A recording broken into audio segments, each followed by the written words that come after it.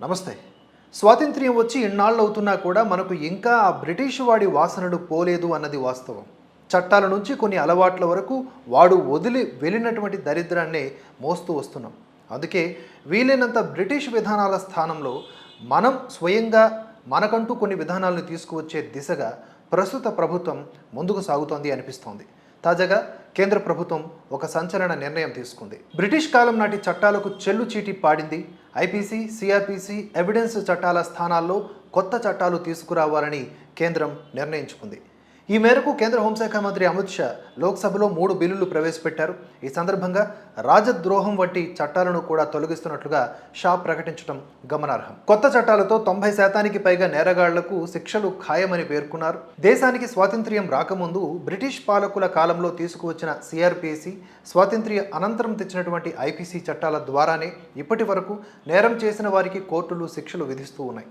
1860 నుంచి 2023 వరకు దేశంలో న్యాయ వ్యవస్థ బ్రిటిషర్లు రూపొందించిన విధంగానే అమలు అయ్యిందని షా పేర్కొన్నారు. ఇప్పటికే చాలాసార్లు సుప్రీంకోర్టు సహా వివిధ హైకోర్టులు కాలం చెల్లినటువంటి ఈ చట్టాలను రద్దు చేయాలని కేంద్ర ప్రభుత్వానికి సూచనలు చేసింది. దీంతో చాలా మార్పులతో ఈ కొత్త చట్టాలను తీసుకువస్తున్నట్లుగా కేంద్ర హోంశాఖ మంత్రి అమిత్ షా లోక్సభలో స్పష్టం చేశారు. ప్రస్తుతం ఉన్నటువంటి ఈ 3 చట్టాలు బ్రిటిష్ పాలనను రక్షించడం, బ్రిటిష్ పాలనను బలోపేతం చేయడంతో పాటుగా శిక్షించడం తప్ప న్యాయం చేయడం లేదని తెలిపారు. వాటిని భర్తీ చేయడం ద్వారా కొత్త 3 చట్టాలు భారత పౌరుల హక్కులను పరిరక్షించే స్ఫూర్తిని తీసుకువస్తాయని లోక్సభలో పేర్కొన్నారు. పౌరులను శిక్షించడం లక్ష్యం కాదని, న్యాయం కల్పించడమే ఈ కొత్త చట్టాల లక్ష్యమని స్పష్టం చేశారు. నేరాలను అదుపు చేసేందుకు శిక్షలు విధించబడతాయని చెప్పారు. సమాజ సేవను శిక్షగా గుర్తించడం, దర్యాప్తులో సాంకేతికత, ఫోరెన్సిక్ సైన్సెస్ను ఉపయోగించడం, ఎలక్ట్రానిక్ పద్ధతి ద్వారా సమన్లు జారీ చేయటం, ఎలక్ట్రానిక్, డిజిటల్ రికార్డులను సాక్ష్యంగా అంగీకరించడం వంటివి ఈ బిల్లులో ప్రభుత్వం పొందుపరిచింది. Indian penal code IPC, criminal procedure code CrPC, Indian evidence act చట్టాలను సవరిస్తూ భారతీయ సంహిత 2023, భారతీయ నాగరిక్ సురక్ష సంహిత్ 2023, భారతీయ సాక్ష్య బిల్ 2023లను తదుపరి పరిశీలన కోసం పార్లమెంటరీ ప్యానెల్కు పంపుతున్నట్లుగా హోంమంత్రి షా తెలిపారు. కేంద్రం తీసుకురానున్నటువంటి ఈ చట్టాలతో 7 ఏళ్లకు పైగా శిక్ష పడే కేసుల్లో ఫోరెన్సిక్ తనిఖీ తప్పనిసరి చేస్తున్నామని వెల్లడించారు. మొత్తంగా వివాదాస్పదంగా మార్చినటువంటి దేశద్రోహ చట్టాన్ని సైతం రద్దు చేస్తామని ప్రకటించినటువంటి షా నేరస్తులకు కఠిన శిక్షలు పడేలా కొత్త బిల్లును ప్రవేశపెట్టినట్లుగా తెలిపారు. మూకదాడుల విషయంలో కూడా నేర తీవ్రతను బట్టి మరణశిక్ష విధిస్తామని తేల్చి చెప్పారు. ఇక ఎన్నికల సమయంలో మద్యంతో పాటుగా నోట్లు పంచడం సాధారణమైపోయింది. లక్షల కోట్ల రూపాయల లావాదేవీలు అనధికారికంగా జరుగుతూ ఉంటాయి. వీటిని నియంత్రించేందుకు కేంద్రం కొత్త ప్రావిజన్ తీసుకురానుంది. ఓటర్లకు డబ్బులు పంచిన వాళ్లకు కనీసం 1 ఏడాది పాటు జైలు శిక్ష విధిస్తామని వెల్లడించింది. ఇక సామూహిక అత్యాచారాలపైన కూడా కొరడా ఝలిపించింది. ఈ కేసుల్లో నేరస్తులుగా రుజువైతే 20 ఏళ్ల జైలు శిక్ష తప్పదు. మైనర్పై అత్యాచారానికి పాల్పడిన వారికి ఉరిశిక్ష విధిస్తామని షా స్పష్టం చేశారు. దీనిపై పూర్తి విశ్లేషణ అన్నది మనం భవిష్యత్తు వీడియోలో తెలుసుకుందాం. माननीय अध्यक्ष जी, इंडियन पीनल कोड 1860 की जगह भारतीय न्याय संहिता 2023 अब एस्टैब्लिश होगी।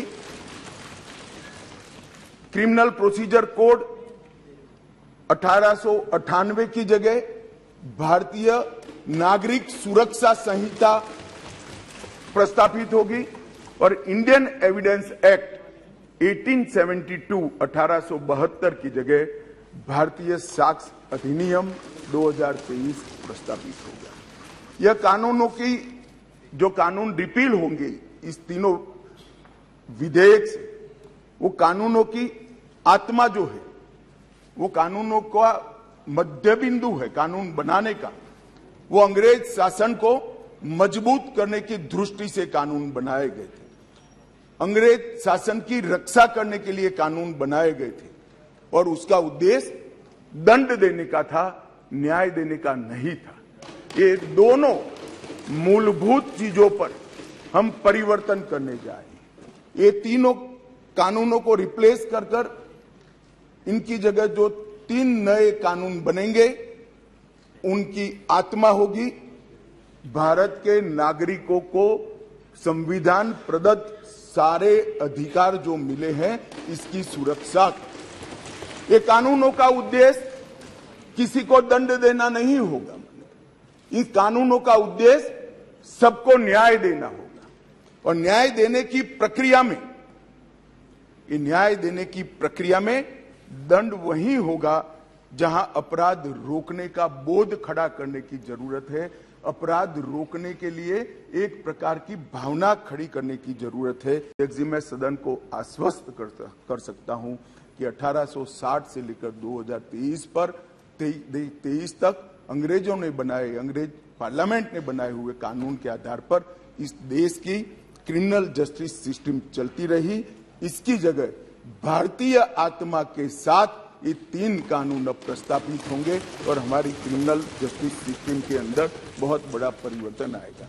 माननीय अध्यक्ष जी, मैं ये बिल स्टैंडिंग कमेटी को भेजने वाला हूं, इसलिए बहुत लंबा नहीं बोलूंगा, परंतु इतना जरूर कहना चाहता हूं कि जिन्होंने भी ये कानूनों को पढ़ा होगा, इसकी प्रायोरिटी क्या थी? मानवी की हत्या से या महिला के साथ दुराचार से बड़ा कोई कानून अपराध नहीं हो सकता। तो इसको 302 नंबर पर स्थान दिया गया। इसके पहले क्या था? राजद्रोह था। इसके पहले क्या था? खजाने की लूट थी। इसके पहले क्या था? शासन के अधिकारी पर हमला था। ये जो अप्रोच है, ये अप्रोच को हम बदल रहे हैं। सबसे पहला चैप्टर इसमें आएगा महिलाओं और बालकों के साथ अपराध। दूसरा चैप्टर आएगा मानव वध और मानव शरीर के साथ जो अपराध होते हैं उसका आएगा। तो हमने शासन की जगह नागरिक को केंद्र में लाने का एक बहुत बड़ा सैद्धांतिक निर्णय कर हम ये कानून लेकर आए हैं।